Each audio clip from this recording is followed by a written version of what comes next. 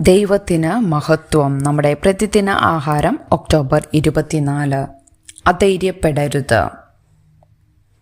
അതുകൊണ്ട് ഞങ്ങൾ അധൈര്യപ്പെടാതെ ഞങ്ങളുടെ പുറമേയുള്ള മനുഷ്യൻ ക്ഷയിച്ചു പോകുന്നു എങ്കിലും ഞങ്ങളുടെ അകമേയുള്ളവൻ നാൾക്കുനാൾ പുതുക്കം പ്രാപിക്കുന്നു. 2 കൊരിന്ത്യർ ലേഖനം 4 അധ്യായം 16 എൻ്റെ അമ്മ ഡൊറോത്തിക്ക് നല്ല ആരോഗ്യമുണ്ടായിരുന്ന സമയം ഞാൻ ഓർക്കുന്നില്ല. ഒരു കടുത്ത പ്രമേഹ രോഗിയായതിനാൽ വർഷങ്ങളോളം അവളുടെ രക്തത്തിലെ പഞ്ചസാരയുടെ അളവ് ക്രമരഹിതമായിരുന്നു. സങ്കീർണതകൾ വികസിക്കുകയും തകരാറിലായ വൃക്കകൾക്ക് സ്ഥിരമായ ഡയാലിസിസ് ആവശ്യമായി വരികയും ചെയ്തു. ന്യൂറോപ്പതിയും ഒടിഞ്ഞ അസ്ഥികളും നിമിത്തം വീൽചെയർ ഉപയോഗിക്കേണ്ട ആവശ്യം വന്നു. അമ്മയുടെ കാഴ്ചയും മങ്ങാൻ തുടങ്ങി.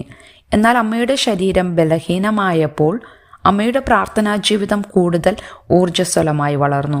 മറ്റുള്ളവർ ദൈവസ്നേഹം അറിയുന്നതിനും അനുഭവിക്കുന്നതിനും വേണ്ടി അമ്മ മണിക്കൂറുകളോളം പ്രാർത്ഥിച്ചു. തിരുവെഴുത്തുകളിലെ വിലയേറിയ വാക്കുകൾ അവൾക്ക് മധുരമായി തീർന്നു. അവളുടെ കാഴ്ച മങ്ങുന്നതിന് മുമ്പ് 2 കൊരിന്ത്യർ 4 വാക്കുകൾ ഉൾപ്പെടുത്തി അവൾ തൻ്റെ സഹോദരി മാർജോറിക്ക് ഒരു കത്തെഴുതി. ഞങ്ങളുടെ പുറമേയുള്ള മനുഷ്യൻ ക്ഷയിച്ചു പോകുന്നു എങ്കിലും ഞങ്ങളുടെ അകമേയുള്ളവൻ നാൾക്കുനാൾ പുതുക്കം പ്രാപിക്കുന്നു. അധൈര്യപ്പെടുന്നത് എത്ര എളുപ്പമാണെന്ന് അപ്പോസ്തലനായ പൗലോസിന് അറിയാമായിരുന്നു. 2 കൊരിന്ത്യർ 11 അവൻ തൻ്റെ ജീവിതം അപകടത്തിൻ്റെയും വേദനയുടെയും ഇല്ലായ്മയുടെയും വിവരിക്കുന്നു.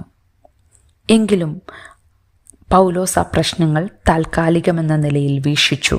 കാണുന്നതിനെക്കുറിച്ച് മാത്രമല്ല, നമുക്ക് കാണാൻ കഴിയാത്തതിനെക്കുറിച്ചും, അതായത് നിത്യമായവയെക്കുറിച്ച് ചിന്തിക്കാൻ പൗലോസ് നമ്മെ പ്രോത്സാഹിപ്പിക്കുന്നു.